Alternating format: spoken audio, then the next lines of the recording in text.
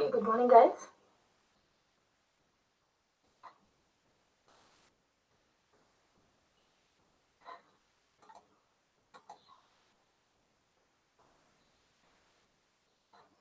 Am I audible?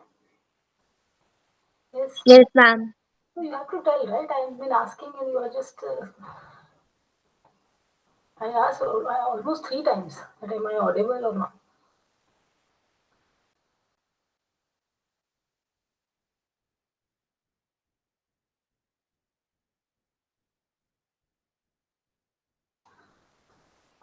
Okay, so good morning. How are you all? So,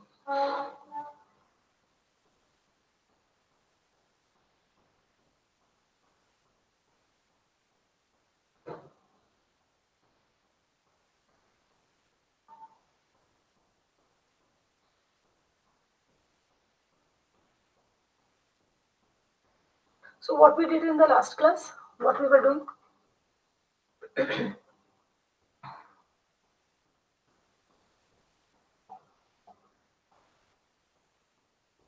Yes, Arpit, Mehak, Tul, Krishna. Yes, what we were doing last time in the last class. What we did.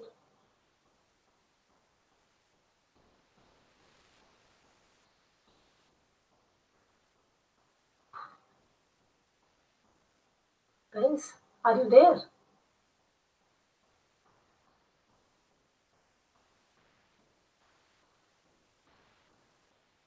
Hello.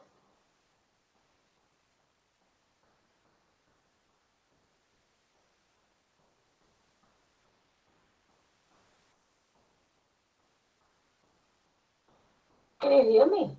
Hello.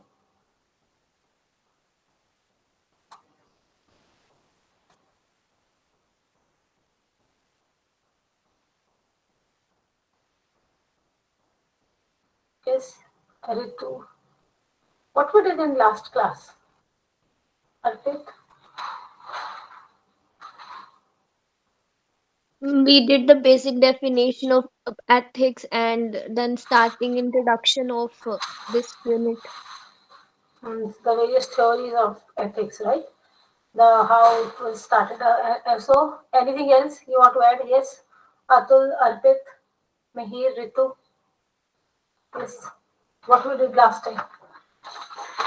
We did bioethics as well. Okay, so what are the four principles of bioethics?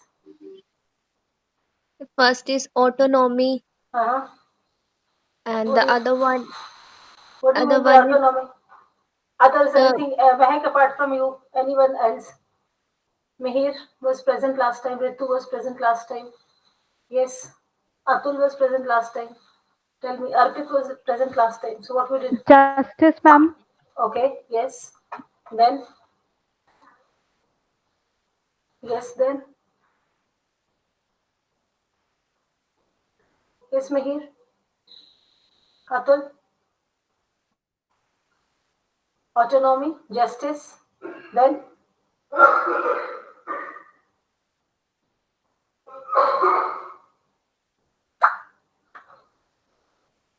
what else?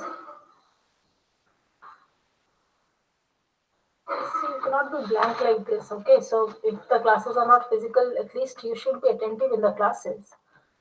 And you're going to have a subjective exam very soon. So what you'll do there? 4th April is your exam, and it's going to be subjective. So with this,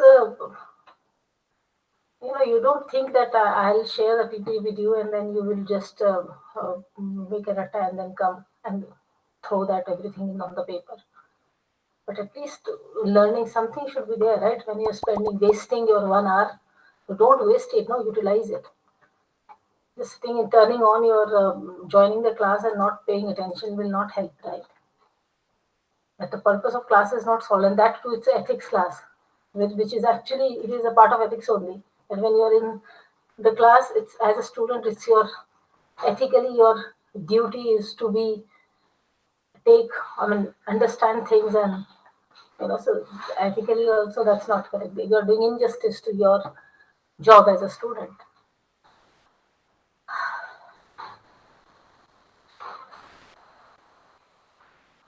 Okay, so last time I told you about various theories, how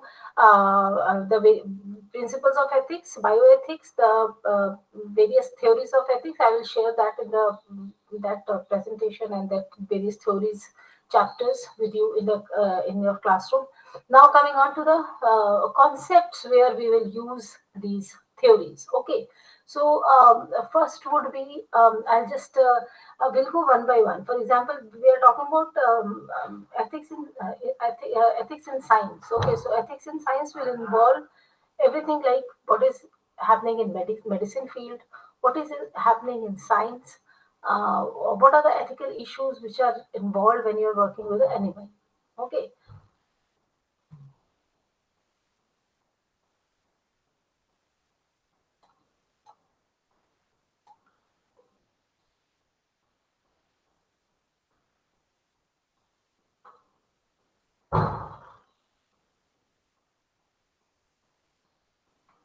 so just I'm just sharing the. Um, just give me 1 minute. I'm sharing the PPT.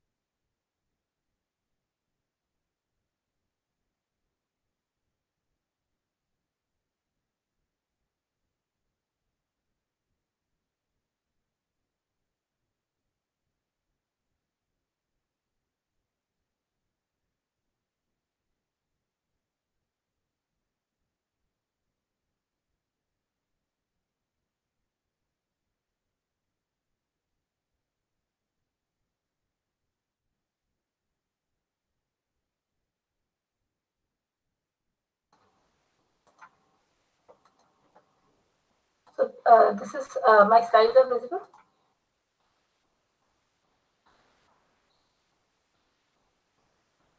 Yes, ma'am. So this is what I was telling you last time, that whenever we talk about any kind of ethics which is involved in an institution, there will be an institutional ethics committee, and that is the committee which will be responsible for if you are working with human samples, then it is IEC. For example, your research involves any kind of work which where you will go and take some questionnaire, or you will even blood sample, or even any biological sample you plan to work. So in that case, there is an institutional ethics committee which will tell that whether your protocols which you are submitting, whether the work you are submitting, that is okay or not, that protects the dignity and rights of the participants. All the ethical principles which we talked about, four principles, they are being followed or not. So this is, and most of the time this is the research is which is involved is some, it should have some it should contribute to some problem solving issue. Okay, so that also a institutional ethics committee looks takes care of that. Okay, so even the institutional ethics committee also see that how you will maintain the confidentiality of a person who is participating in your research. So that is first thing I'm telling, that in research how ethics is involved, how ethics is important. And this institutional ethics committee, IEC, is there in most of the universities wherever people are working with human samples and human subjects and participants. IEC would be there. In generally in this in US and all, this is known as IRB, Institutional Review Board. So that they just review. So this is in that is also known as IRB in other countries like US and all. The same IC and IRB is this one and the same thing. They also talk about how much research would be, how much data would be you will be making public. For example, whenever you see a paper having a human sample, so they just say that this many subjects. They will never reveal the identity. So all the identity confidentiality has to be maintained. All that is part of IEC, purview of IEC. And IEC only sees whether you have taken a consent or not. Consent means that you tell the person what kind of work you're going to do. You cannot take anything. For example, you cannot ask a person to give 5 ml blood and then start drawing, and then you're just taking 10 ml. Instead of 10, you are taking your 100 cc or something. So that is something very important.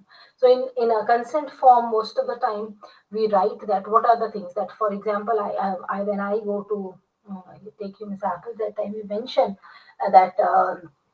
I'll be taking 5 ml of your blood and I'll be analyzing it for all the parameters, and report will be given to you, and I'll be using that data as anonymous data for my research. Okay, but that the identity won't be revealed. Similarly, if the consent form, if I am going to a local population where people are Punjabi speaking, then the consent should be in Punjabi too. The regional language which they understand. Okay, and if a person cannot understand, then there has to be a translator or there has to be a reader who will tell that what document they are signing or putting their thumb on. Okay.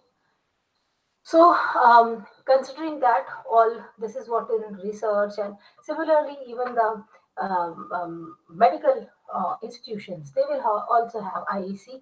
And IEC, this IEC, which I was telling you, all the guidelines are given by ICMR. Okay, the Council of Medical Research. ICMR gives the guidelines to IEC. So that's why even in medical colleges, remember I was giving you the example of donor or who will get the organ first, all those examples.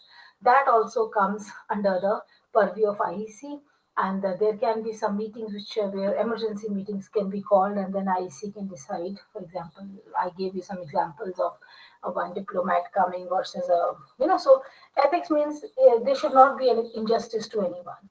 Okay. And at times, if some decisions have to be taken, critical things have to be seen, then also we have to see the balance between the what is the benefit is going to a person is going to have. For example, a person who has come for an organ, he is first in the list, but he's a 80-year-old. Okay, but the second or third person who is in the list is just 30-year-old. Okay, so the IEC can decide the chances of accepting the organ or chances of benefiting that organ, which is very critically, very less in number or very few available. The chances of accepting that organ would be more in the second person who is although second in queue, but because he's a 30-year-old, the chances of accepting the organ, chances of secondary infection, chances of success of the surgery would be more in that second person, right? So IEC can decide all that. Okay, IEC will have, and this is a very important thing that IEC generally they will have doctors, researchers, and one of the very important component what IEC has is um, NGO, people from NGOs. So there are people apart from medicine field, apart from that is what ethics is. You talk about humane, being humane. So that's why the apart from IEC will have people from medicine field, researcher, but same time it will have people who are from sociology background, who are from just representatives of some NGOs without any knowledge of any medicine or any science. So they will just talk about as a human what would be right and what would be wrong. Okay, so in IEC we have all kind of people. There would be researchers, there would be people from medicine, and from the apart from that, there would be people from just social workers, people from NGOs. They can be part of IEC. So that's a composition of IEC also there on ICMR, and based on that, a nine member committee is formed. And in some countries, for example, some of the countries where the even the religious component is important, some of the IEC they even have a representative from the religious background. priest and all. So that's not there in ICMR, but some in IC in India, because we have so many of variations or so many of religions. That's why we don't have that. But a NGO and a social worker is there. But many countries, even a person from that particular religious background is also there in many IECs. Okay. Okay, so consent, what to do, what is right and wrong, protocols, everything comes under the purview of IEC. Okay, so now I'll give you some of the examples that as I was telling you just today, as I was telling you that there would be how you will use that, the four principles which we were talking about, what is right and what is wrong. So I will talk about the medical bioethics first and then we will go to others. Okay, so I'll come to a few important, as I was telling you, I will come to few important issues. First would be, and you understand, I talked about organ donation or cloning, everything will come, and that even the abortion or medical termination of pregnancy, everything. So you see, you can correlate it to our day-to-day things. So one of the very important ethical issue first, which I will cover, would be ethics, which are involved in medical termination of pregnancy. Okay, so that is one of the very important component which medicine person have to deal with. And again, there are a lot of, so because we know that there are so many cases. There are so many countries where this MTP or medical termination of pregnancy is legal, and there are many countries where it is illegal, like country like India. So why? So there is this IC. There are these ethical concerns. There is this that four concepts. Injustice will be there. There is no autonomy in some countries. For example, people will not even think about the mother's right. So that's why countries where it is difficult to justify those four ethical principles, in those countries the medical termination of pregnancy is banned or is illegal. Okay, whereas there are countries where uh, they have justified that, okay, women is the first person who is given the right to see, so that is autonomy. So there are countries where all those four principles of ethics are justified. In those countries, this is acceptable. So many countries, many are there are in many states of, you can imagine, in many states of US since 1960 it has been legalized.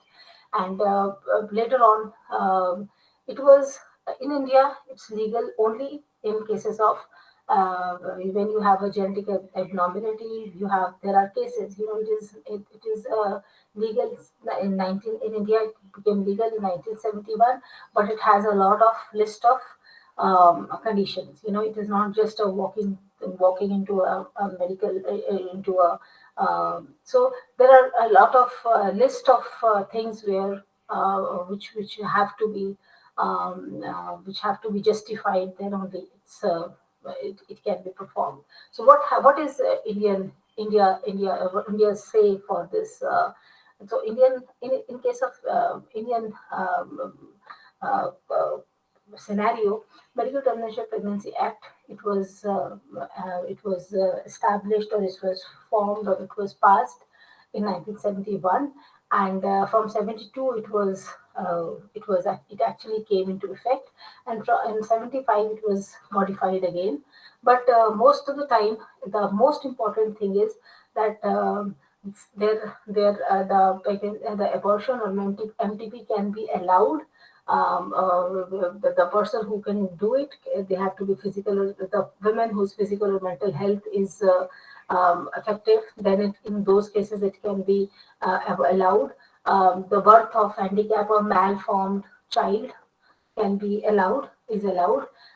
If cases where that pregnancy has occurred due to rape is allowed.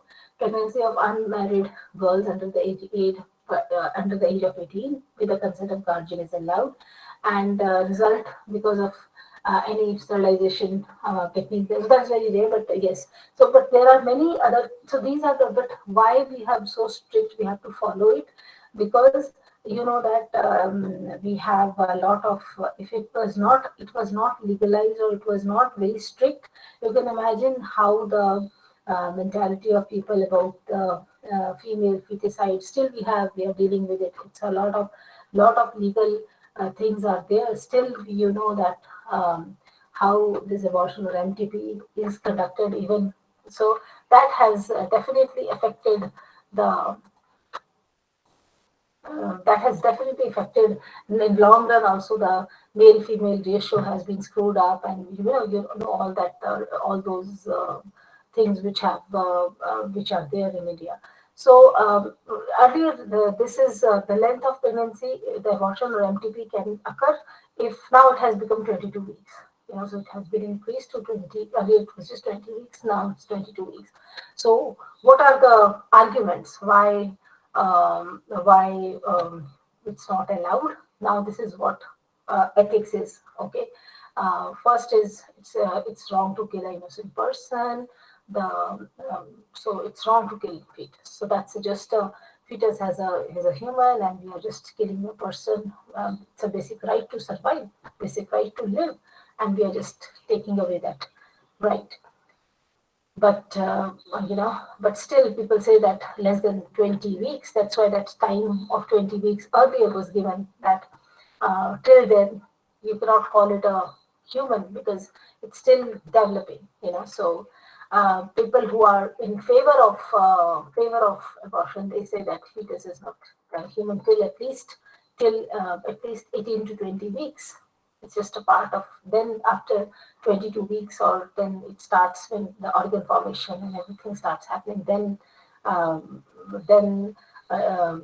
it takes a shape of a human. So but after that, that's why they say after that it cannot be allowed. Once it starts taking becoming a human, but it can be allowed, and the women should have the right to choose if she want to to carry the baby with her, or to take the pregnancy further or not. So this is very, very important, that what is the right. So all the rights. So for medical termination of pregnancy, that is also part of ethics, that all the rights are with the mother. All the rights are with the women. Rights of privacy, rights of ownership of own body, equal treatment, determination. So again, more or less, this is what, again, the principles of ethics. So what we were talking about, rights of father, yes, they just there is a consent document which can be signed by father. Other than that, major, everything major is just the women. But you know that in country like India, that's why these rights are given to women, so that there cannot the autonomy can be given to women. Otherwise, if it is not that, that even the in-laws can pressurize a female to undergo abortion and MTP. So that's why there are cases where it's been misused, and that is illegal. Okay. Um, there are cases where even the father has rights, where for example, they take a decision together. For example, the child, or it is mentally retarded, there is some genetic disease. So this is the biggest problem why abortion of MTP is not allowed in, or it has a very strict rules in India, country like India, because we know that um, some of the side, some of the and ethics principles, whatever we talk about, many strict rules in many of these cases are just because we have a other side of the coin. If it is allowed, then people will start misusing it to such a way that to such an extent that male female ratio will be entirely screwed up, and that is already happening, right? People, uh, they force their daughter-in-laws and all, for they determine the sex, and then they they MTP is done. So all those things are there. That's why these very, very strict rules are there. But still, we have a lot of uh, discrepancies, and a lot of a lot of legal issues which are required to be addressed. Late term abortions are all the time discouraged. That is for sure. After 22 weeks, no. Why? Because that will lead to the the health issue that can have some health issues to the mother too, which we don't want. So first, very important ethical issue which is involved when we talk about ethics is medical termination of pregnancy. Other is euthanasia. Euthanasia. What is euthanasia? You know that? Anybody? What is euthanasia? No, ma'am. So there is something. There is one term called suicide, right? But when a person wants to die, it's a medically you are given a medical assisted suicide. So euthanasia is something you are giving for example, there is a terminally ill person who is on the bed from last 10 years, okay, and or a person who is on ventilator for maybe a person who is in coma, or a person whose brain is not at all working and he's on bed from last 10 years. Then the family after some time decides that maybe it's been very long, and maybe after 20, 10 years of his life he's not improving at all, and he's on ventilator, he's in ICU or whatever, okay. So after some time the family decides to have a very peaceful death for a person, because a person in those 10 years of his life has suffered a lot. A person might be undergoing a lot of procedures, a lot of a lot of medical treatment related sufferings. So the family decides that rather than those sufferings, let's ask for euthanasia. That euthanasia is medical assisted suicide, where the family decides, or family can take decision to give a it can be removing the ventilator, it can be giving some dose of a chemical, anything. So that is a medical assisted death, okay. But it's not that cruel that a person is doing suicide. It's in very very strict. I mean, there are cases where again it has to be, again, in many countries of world it's not legalized yet. So those things I will just talk about.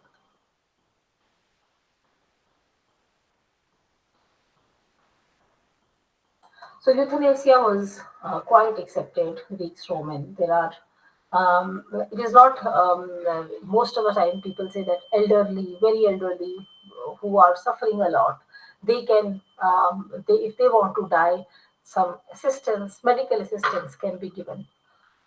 So there are countries where medical euthanasia is legalized, and there are many countries: Belgium, Switzerland, and Japan, Colombia. Um, Euthanasia was US was one country where it was legalized quite late. It is physician assisted suicide, or euthanasia. It was legalized in 1994 in US, and that too in just few states. It's not later on. Oregon was the first state where it was legalized, 1994, and in within a year of legalizing, there was a very very um, strange observation which was seen. That's why they did not legalize in other states, many other states with high population. For example, what they observed after 1 year of legalizing euthanasia in Oregon, that all of a sudden within a year 30 cases per year were coming. So that's a huge number in just one state we are talking about. So the number of deaths which enhanced within a year, it was 0.15 percent of the death was just because of euthanasia. And 80% of those cases, 30 cases which came in 1 year in Oregon, 30% were cancer patients, 80% were cancer patients. What do you mean by that? That those were the one which were really suffering a lot. Chemotherapy, there can be other radiotherapy, there can be many therapeutic procedures in cancer patients, which they make them suffer a lot. So at times, so 80% of those cases were cancer patients. And another thing which was very important to observe, that most of them, most average was 70. So elderly people were going for this euthanasia, and many of them were upper middle class. So again, after this, it came to there are two things. One, if 80% is cancer patients, or 70%, 70 or most of them are more than 70 years of age. So there are two things. Okay, again, as I was telling you that ethics always has two sides. So one, if you see the positive side or the acceptance of ethics, acceptance of euthanasia in cancer patient for 70-year-old, you can say that okay, maybe they were suffering a lot. That's why they chose to get euthanized. Okay, that is one side. But other side, maybe the family did not want to pay for their expenses, or family was financially, they did not, and even the old people, they did not wanted to take care of old people. So there are two things, right? So then that is where the ethics is. There has to be a balance. There cannot be any injustice. There is one thing where 80% of when 80% of cancer patients were getting euthanized. So one thing can be that okay, the patients were suffering a lot. But another part of that same thing can be, what if the family is opting for euthanasia because they don't want to pay for their expenses? So there are two things. Similarly, 80-year-old, yes, maybe they were very low and all that. But other thing would be why maybe the old age home people, rather than sending to the old family old people to old age home, it's good to get euthanized. So who will see? So ethics, IEC, review committee of that district or that state will see all that, and then based on that, whether it has to be legalized or some more stringent rules have to be implemented, that is decided. So that is the importance of ethics.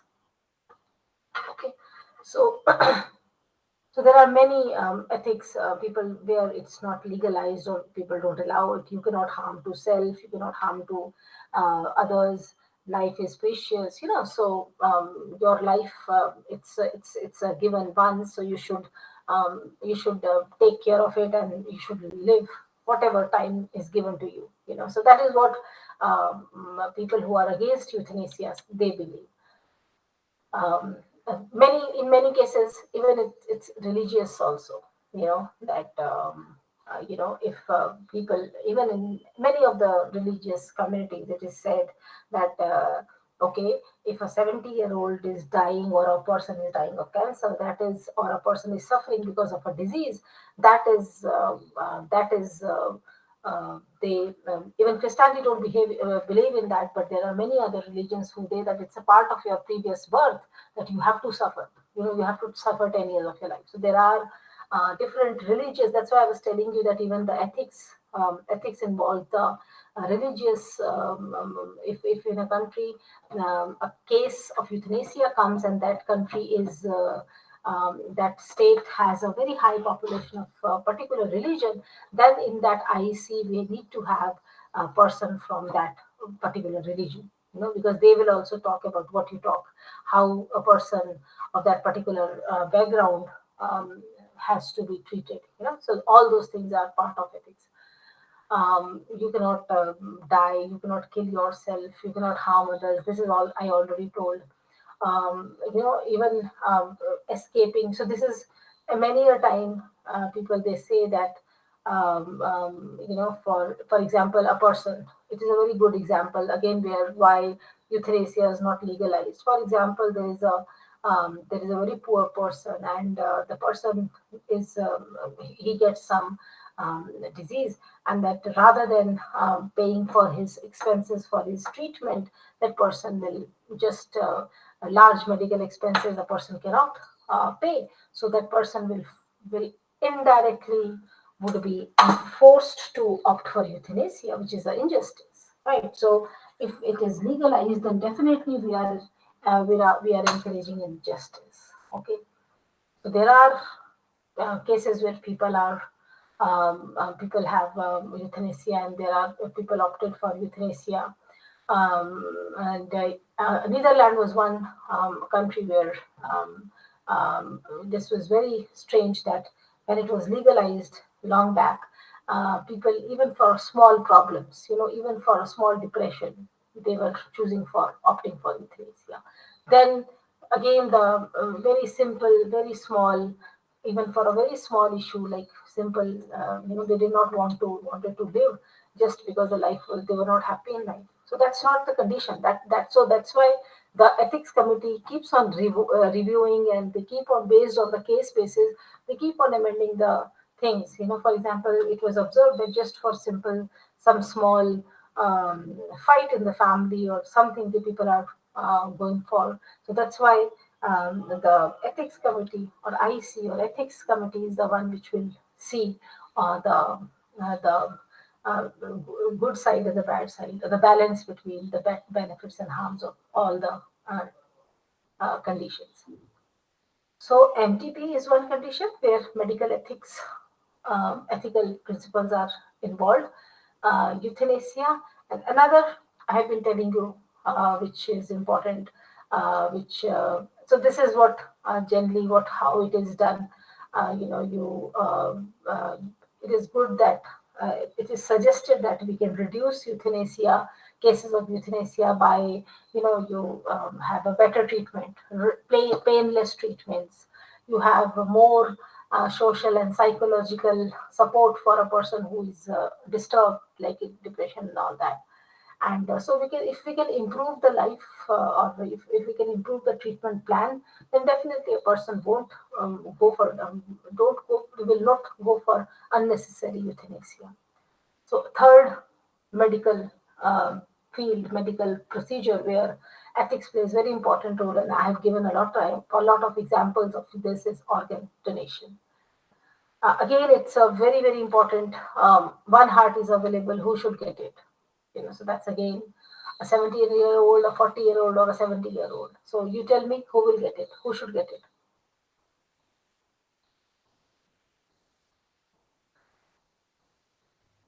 Only one heart is available, and there are three people in the queue. Who should get it? 17-year-olds. 70-year-old. Okay. Next. This is what I see, which I was talking about. Institution Ethics Committee will have a lot of discussion, and then they will decide. And okay, yes, others.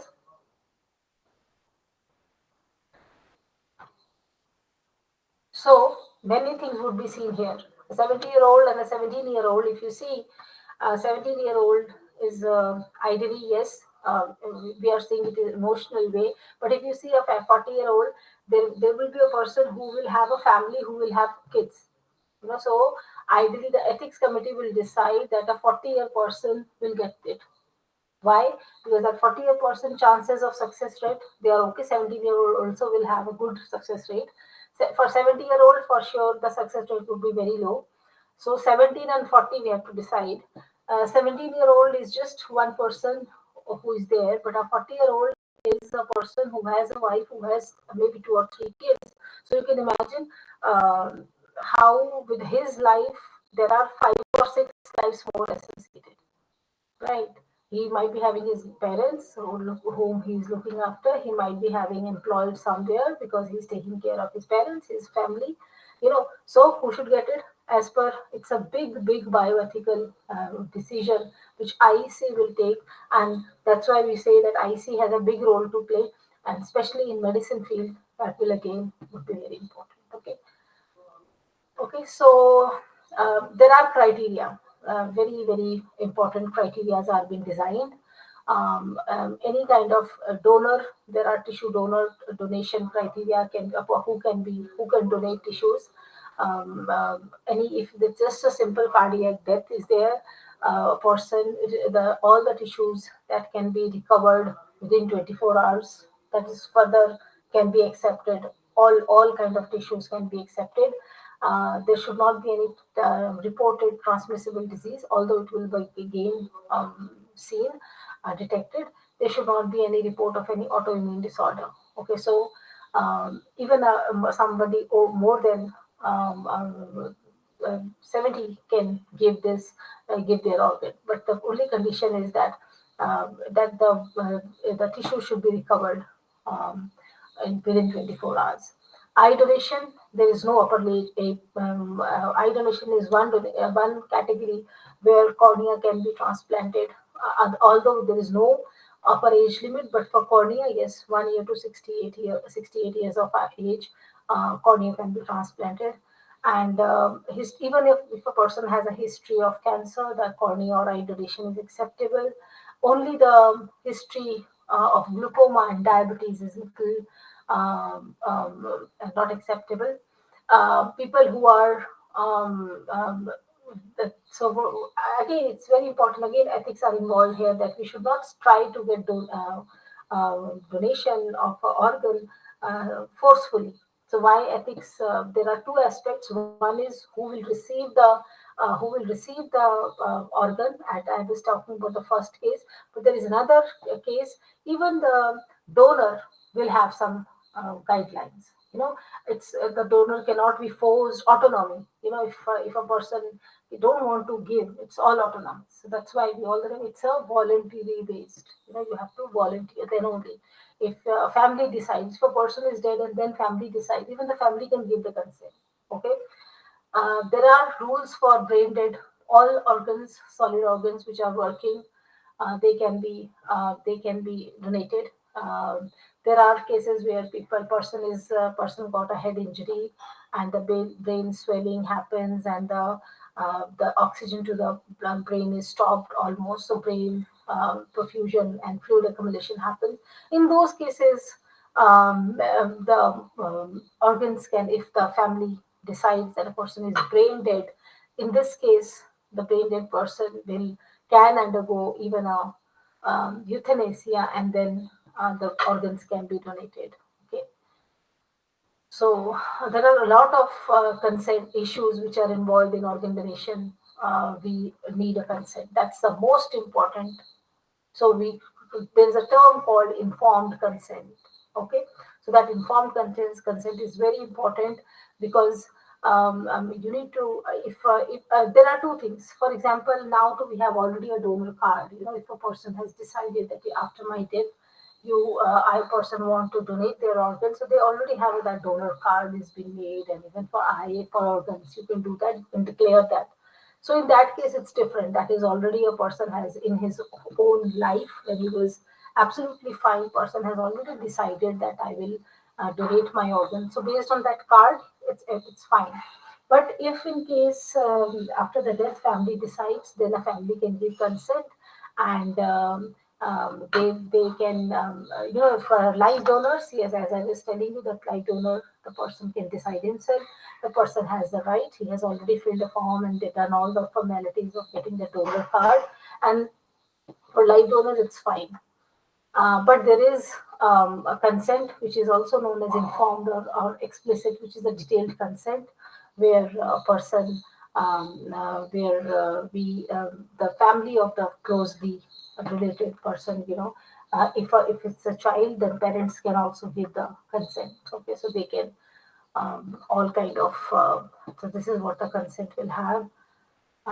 Organ transplant, even for organ transplantation, IEC is involved, and any kind of transplant donation, organ transplantation, and again transplantation. Why we are talking about ethical issue here? We cannot force anyone to donate a kidney, or a poor person, because if ethics are not allowed here, so you can imagine a person will start selling their a poor person will start selling their organs, so that is why IEC or ethics, we are talking about ethics. Okay, so there is autonomy, there is justice, there is non-maleficence, and benefit and harm ratio. Okay, so that is maintained. So otherwise, if those things are not involved, even the hospitals, they will start recruiting people just for kidneys. There are many things. I'm just giving one example. So live donors, they can. So there are actually, for example, bone marrow which is sufficient, renewed, that can be donated. Blood can be donated. Paired organ can be donated. For example, kidney, where if the removal of one will not affect the function of other. So there is no bodily or surgically, there is no harm caused. So all these things are already there. Guidelines are there. But I see what is the role of Institutional Ethics Committee, whether these are being followed or not. Okay, consent is absolutely essential. Without consent, nobody can autonomy. That's why we say autonomy. If any risk is involved, that person has to be informed. We are performing this type of surgery. This is how. And anytime the volunteer can say, no, I don't want to do it. Anytime they can. You cannot force anyone. If a person has come to your, if a person is participating in one of your study for 2 days, he is not bound to be present on the third day also. Third day, even if he goes away, you cannot compel him to continue. So that's autonomy. Okay. All the side effects, everything, the informed consent which we take, if some surgery is being performed, some procedure is being performed, that has to be shared and then that has to be told. Donor, that's what I told, that donor can withdraw anytime. And if they think that I'm not happy, I don't want to continue. The cadaver, there is a, this was about live donors, even for death. For example, we got a dead body, a person met with an accident. So even the cadaver donor, so it's not that a person, for example, a person met with an accident and in his wallet we got the donor card, perfect. But there are cases where a body is on the on road and there is nobody, it is not getting recognized, nobody is coming to. So you might have seen the newspapers. In newspapers many times there are very some person who has met with an accident or person whose body has been recovered on the road, their picture comes. That is also part of ethics. Because if the hospital where that body, that caliber of that body has been received, if they want to use or if they want to do take use that body for medical purpose, medical students use that, they will treat it with formalin and okay, or they can, if the tissue organs are fine, they can even use the organs for organ donation, transplantation, but they cannot do it without, there's a rule that they have to, if a person was not identified, nobody came to claim that person's body, so they have to put that advertisement, or that they have to put a ad on the newspapers, and they have to wait for next 72 hours. And if then also nobody comes, then they have this, then the guidelines of caliber, the rights are with the hospital. IEC will decide what, in the presence of witness, the organs can be taken out, and if they can be kept in the bank, or the organ bank, or all those things. But if the person within those 72 hours, if somebody comes from the family, they see in the newspaper and they come and claim the body, and whatever they decide, then they have to follow what the family decide. So that is also part of that. You might have seen in newspapers, there's a small, this age person met with an accident, body has been recovered. So that is also part of ethics. That person, if medical college has, the hospital has received it, they received the accidentally meant person or someone. So if the nobody claims, then what next? So that is also part of ethics.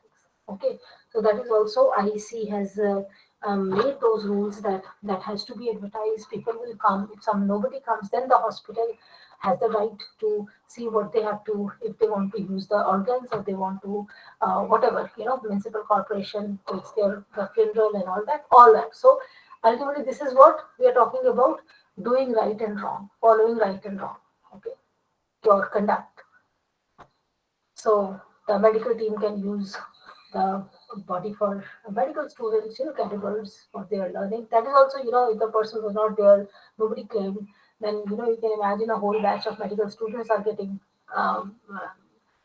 benefit. Although we cannot say that a human body should be used, but yes, that was just unidentified, but again, I don't want to say that is, but in no circumstances any financial gain has to be made. So there cannot be any monetary, any financial gain. So that's why ethics is also very, very strict about, because if somebody starts making money out of these things, then ultimately, again, people will start misusing it. So that's why the rules straight away says no financial gains in any of these. Either it can be organ transplantation, organ donation, anything. So these are some of the transplant rules. These are ethics. How the ethics all over world started.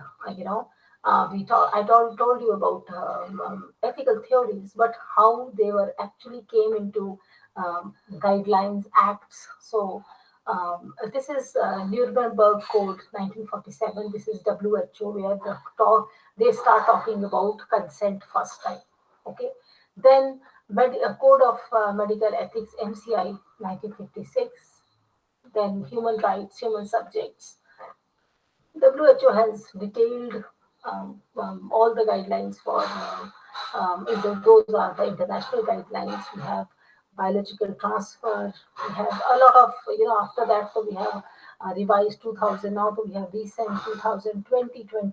After COVID, so almost every 6 months the guidelines are revising. So we have a lot of ICMR guidelines. If you can go to website of ICMR where 2017, 2020 ethical guidelines of ICMR are available.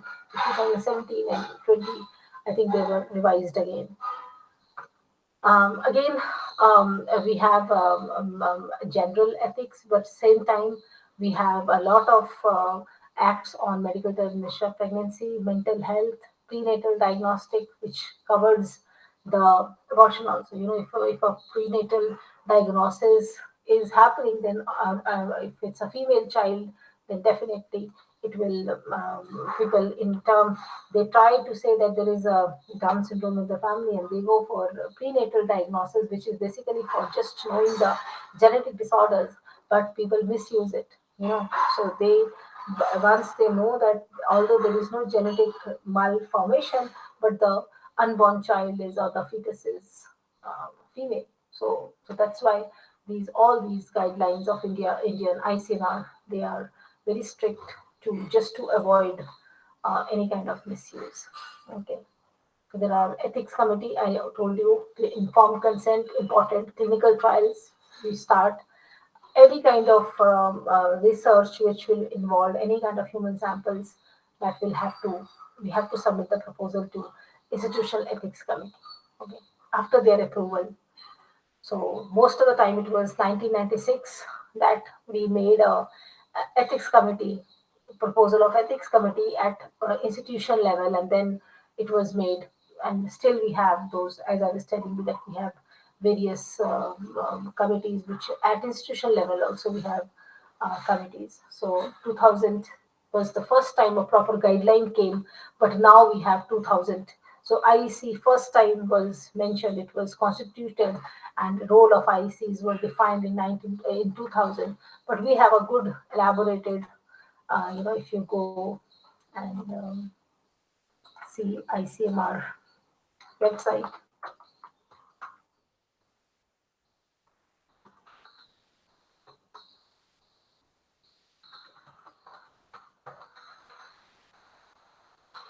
So you have all um, each and everything what I was telling you about organ donation 2017. Just now I was telling you 2017 guidelines. You can see the PDF. Yes, ma'am. Okay, so they talk about everything. What are the policies? What are the in the role of IEC? Just now I will tell you, show you.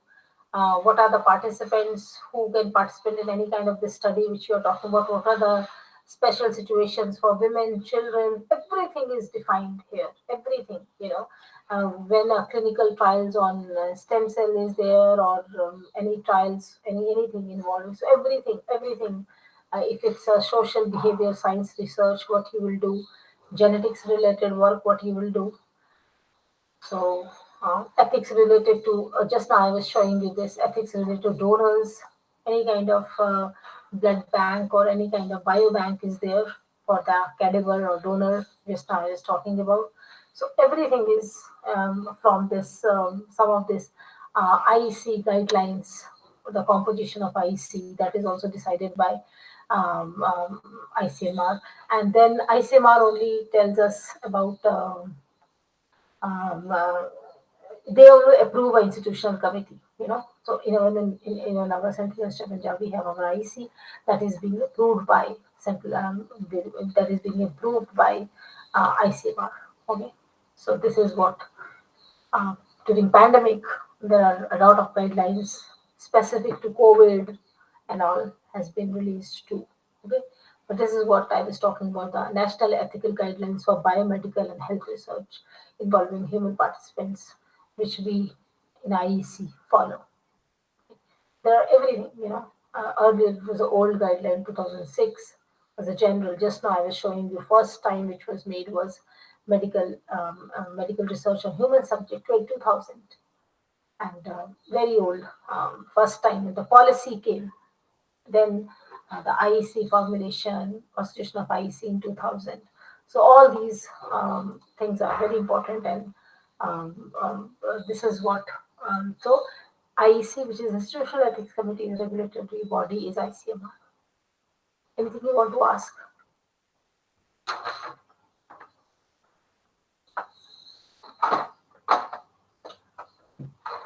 Ma'am, can you tell the pattern of our exam? Pattern would be the same, right? 5 questions of 3 marks and 2 questions of 5 marks. Okay. Okay. But in 5 mark, maybe I will have subheadings. We cannot have that long questions. So maybe you can have subparts in there. Okay. Okay, ma'am. And can you recommend any book, or do we need I to will. do from our PPT? I will share some PPT, and I will share this some of these ICMR documents, some papers. Okay. I will share Okay, ma'am. some research articles and some documents from WHO and ICMR and all that. Okay. Okay, ma'am. Okay, Mehak, attendance please. Yes, ma'am. Mihir, Yes, ma'am. Present. Ritu, Present, ma'am. Pragati, Harita,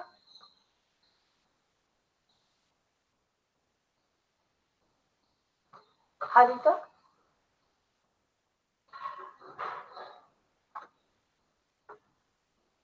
Anvesha, Atul, Sarang, Present, ma'am. Ritu, Parno Sen, Arpit, Present, ma'am. Madhurima. Present, ma'am. Okay, guys. Sure. Okay, I'll share some study material on the mail. Okay. Okay, guys. Bye bye. Bye, ma'am.